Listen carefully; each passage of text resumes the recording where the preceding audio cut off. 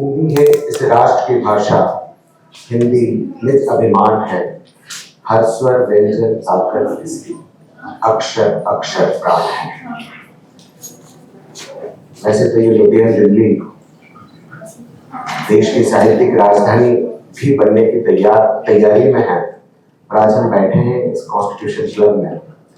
मंचस्थ परमादरणीय साहित्य जगत की वंदनीय डॉक्टर चित्रा मुद्गल जी, प्रोफेसर हरीश अरोड़ा जी, संजय द्विवेदी जी, डी.के. शर्मा जी, कपिल जी, रुद्र जी और मेरे मार्गदर्शक इंदौर प्रेस क्लब के पूर्व अध्यक्ष अरविंद तिवारी जी, समादरणीय सदन।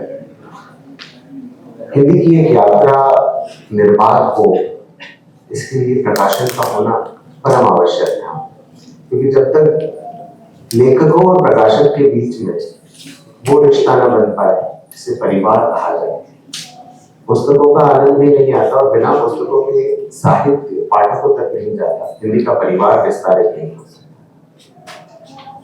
2016 में हमने मातृभाषा.com से सबसे पहले आरंभ किया, जिसका ये भी यही था कि सबसे पहले हम पाठकों तक अच्छी रचनाएं पहुंचा पाए। और डिजिटल दौर शुरू हो चुका था, तो डिजिटल माध्यम से हमने मातृभाषा.com शुरू करा। राजभाषा से राष्ट्रभाषा की यात्रा 2017 से आरंभ हुई। 2018 10 जनवरी को मातृभाषा उन्नयन संस्थान पंजीकरण के लिए दिया और 29 मार्च में पंजीकरण किया। 29 मार्च इसलिए ये तिथि महत्वपूर्ण है क्योंकि इसे मोहनदास करमचंद गांधी यानी कि महात्मा गांधी ने इंदौर से इस बात का शंखनाद किया था कि हिंदी इस राष्ट्र की राष्ट्रभाषा होनी चाहिए। गर्वित हूं कि मध्य भारत हिंदी साहित्य समिति की नींव रखते हुए बापू ने ये संकल्प लिया और अपने बच्चों को पूरे देश भर में हिंदी प्रचार की। आज 35 लाख लोगों ने अपने दस्तखत, अपने हस्ताक्षर अन्य भाषा से हिंदी में परिवर्तित कर लिए और मैं अपने आप को बहुत सौभाग्यशाली मानता हूँ कि उस दौर में परिवर्तित कर लिए जिस दौर में आपका बच्चा भी यदि आपकी बात सुन लेता है तो आप अपने आप पर घमंड करें।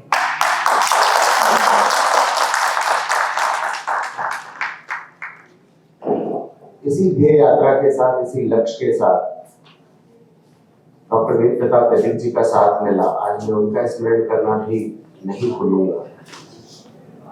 पूज्य वेद प्रताप वैदिक जी अब अक्षरदेह में परिवर्तित हो गए, पर वे अक्सर यही कहते थे, हम यही कहते रहे अंत तक कि भारत में भारतीय भाषाओं का प्रभुत्व अगर कम होता है, यानी कि नौकरानी को अगर हम महारानी बना लेते हैं, अंग्रेजी को वो नौकरानी कहते हैं, तो ये हम पर लांछन है, तमाचा है। इसीलिए हमें हिंदी और भारतीय भाषाओं के महत्व को स्थापित करना है। इस भारत के अंदर भारतीय भाषाओं का प्रभुत्व हो, इस ध्येय यात्रा को लेकर हम सतत प्रयत्नशील हैं। हमारे साथ अहत प्रकाश जी जुड़े, जो भोपाल के गोंदा गजलकार रहे और वर्तमान में राजकुमार कुंभर जी, जो अगे के 14 सत्र के कवि रहे, वो भी मातृभाषा उन्नयन संस्थान के संरक्षक मंडल में है।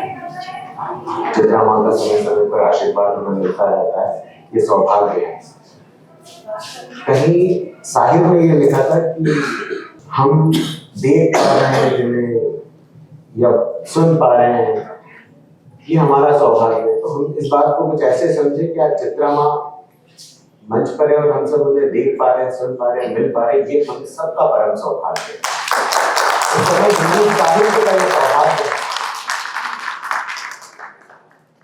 कुछ ही दिनों पूर्व प्रोफेसर रामदर्श मिश्र जी 101 वर्ष की अपनी जीवन यात्रा, ध्येय यात्रा को पूर्ण करके अक्षरदेह में परिवर्तित हुए।